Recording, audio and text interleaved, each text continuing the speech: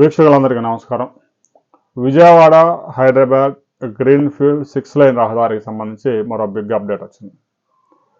ఈ రహదారికి సంబంధించి ఇప్పటికే డిపిఆర్ సిద్ధమైంది.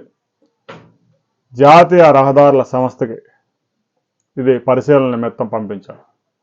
మొత్తం 6 రకాల డిపిఆర్స్ తయారు చేశారు. అందులో ఏదో ఒక దాన్ని ఆమోదించే అవకాశం ఉంది, లేదంటే కొన్ని సవరణలు కూడా చేసే అవకాశం ఉంది.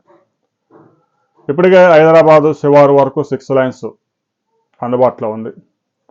అక్కడి నుంచి విజయవాడలోనే కనకదుర్గమ్మ వారధ వరకు దాదాపు 230 కిలోమీటర్లు 6 లైన్స్గా మార్చడంతో పాటు సర్వీస్ రోడ్లు 2 ప్రాంతాల్లో ముఖ్యంగా బైపాస్, అండర్ పాస్లతో ఈ రోడ్డు నిర్మించేందుకు కేంద్ర ప్రభుత్వం సంసిద్ధత వ్యక్తం చేసింది.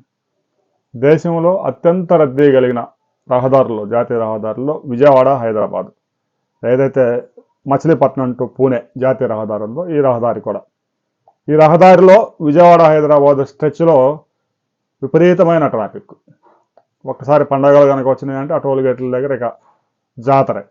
అలాంటి రహదారి ఎప్పుడో 6 లైన్స్గా మారాల్సి ఉంది.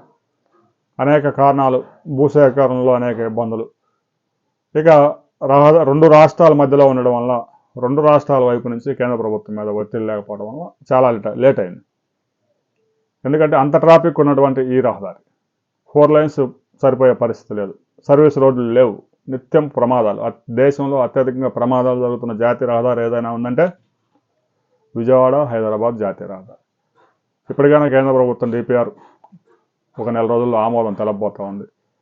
వచ్చే ఏడాది ఏప్రిల్ నాటికి టెండర్స్ కూడా కాల్ చేసి పనులు ప్రారంభించబోతా ఉన్నారు. కేవలం 6 లైన్స్ మాత్రమే కాకుండా అన్ని ప్రాంతాల్లో సర్వీస్ రోడ్లు, అండర్ పాసులు ఉండే విధంగా చూసుకోవాలి, లేదంటే ప్రమాదాలు పెరిగిపోయే అవకాశం ఉంది. జాతీయ రహదారుల మీద వాహనాలు 100-120 కిలోమీటర్ల వేగంతో వెళ్తా ఉన్నాయి. పశువులు కానీ మనుషులు కానీ రోడ్డు దాటడం ఆ జాతీయ రహదారుల మీద చాలా ప్రమాదం.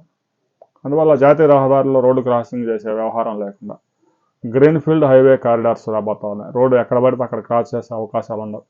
రోడ్డు దాటాలంటే తప్పనిసరిగా అండర్ పాస్ నుంచి వెళ్లాల్సి ఉంటుంది. ఏదైతే గుంటూరు విజయవాడ మధ్య జాతీయ రహదారి ఉందో ఆ విధంగా విజయవాడ నుంచి హైదరాబాద్కి జాతీయ రహదారికి దాదాపుగా 13,000 కోట్ల రూపాయలు ఖర్చు చేసేందుకు కేంద్ర ప్రభుత్వం రాబోయే 2-3 నెలల్లో ఆమోదం తెలపబోతా ఉంది. ఆ తర్వాత ఏప్రిల్ నుంచి పెద్ద ఎత్తున పనులు ప్రారంభం కాబోతా ఉంది. దీనికి సంబంధించి కొన్ని సవరణలు చేయబోతా ఉన్నారు డిపిఆర్లో. ఆ వివరాలతో మరో వీడియోలో మనం కలుసుకుందాం.